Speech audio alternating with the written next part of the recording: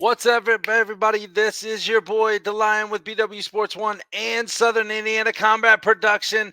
SICP 6 Fall Brawl presented by D. Patrick, Ford Lincoln of Evansville, Saturday, October 5th, live from the Old National Events Plaza in Evansville, Indiana. And here I sit with yet another featured fighter on the card, another professional fighter. He is ready to make some rumbling happen in the SICP cage.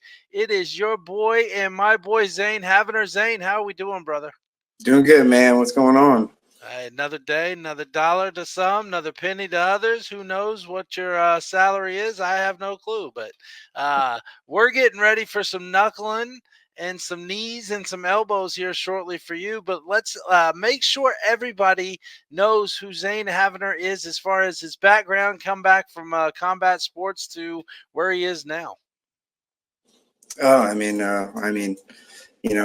23 years old, almost 24. I just recently turned pro. I was 6-1 as an amateur. I held a couple of amateur titles in that area, and I'm 0-1 currently as a pro, looking to turn around and make a statement on my comeback here.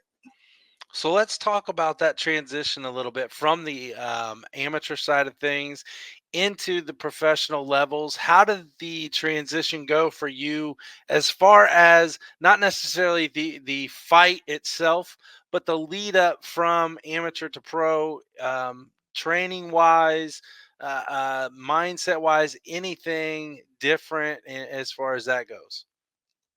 I wouldn't say that it was too different. Obviously, we were training for fives instead of threes. That was different, but my cardio has always been pretty good. So I was able to really take it in stride and keep moving. And as far as amping it up and training and stuff, I work hard all year, train every day. It doesn't really matter if I'm in camp or not. So it's like it didn't really change my mindset. Like I knew I've always been taking it seriously, but it's just it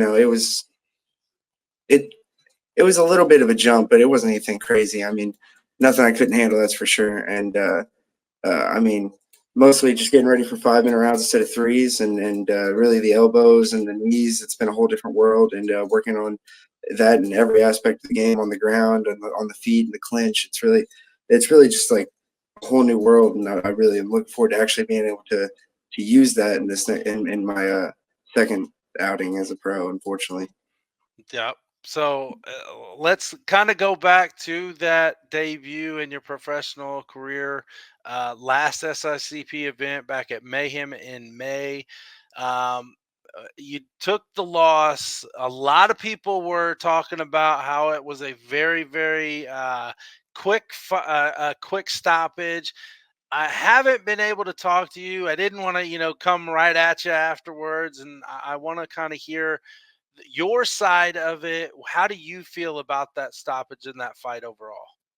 I mean, man, it sucks. I don't agree with the stoppage, but I take nothing away from my opponent. He was a great dude all around. He's an excellent fighter.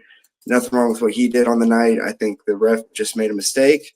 It happens. It is what it is. I think everything happens for a reason, and I'm just going to take it as it is, and take it in stride. And a lot of people have started their career on bumpy roads, and have made great waves in the sport still.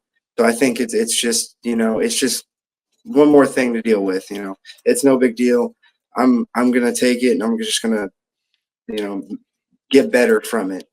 Just use it as motivation, and just continue to just keep doing what I do. It is what it is. If there was one thing overall that you could take from that debut, what would you take going forward?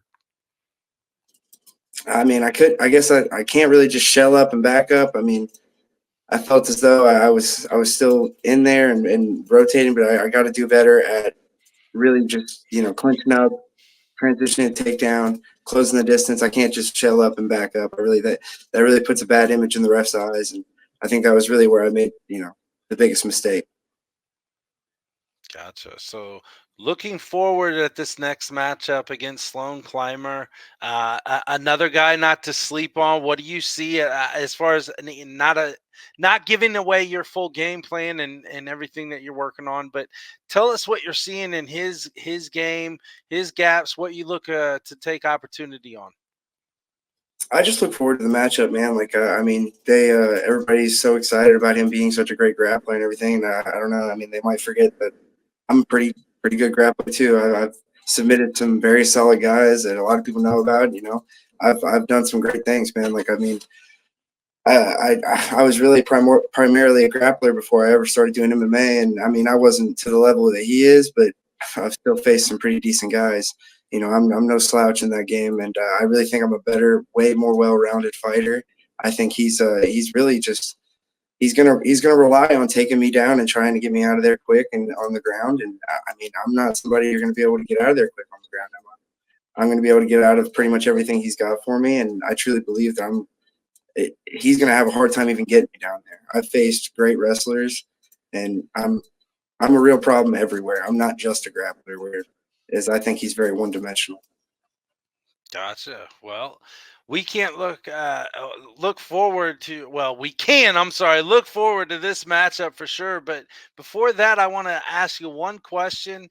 I've been asking everybody this. I want to know your perspective of this. So when that day finally comes, and it's a far future for you on this aspect, but when the day comes that you put those gloves down and you walk away from combat sports, what is the one thing that you want to be known for, like your name and your legacy? What do you want to leave behind in the sport? Oh, dude, I just want to be, you know, I just want to be remembered, dude. I want to be one of the legends. You know, I think that's what everybody seeks to be. But you know, I really want to make it a true impact, and I want everybody, especially in Indiana. I mean, I really want to be known worldwide, obviously. But you know, I want to be a legend in the sport. I want to be remembered. I'm not really worried about any one specific aspect. I just want to be, come out and make my impact the best I can.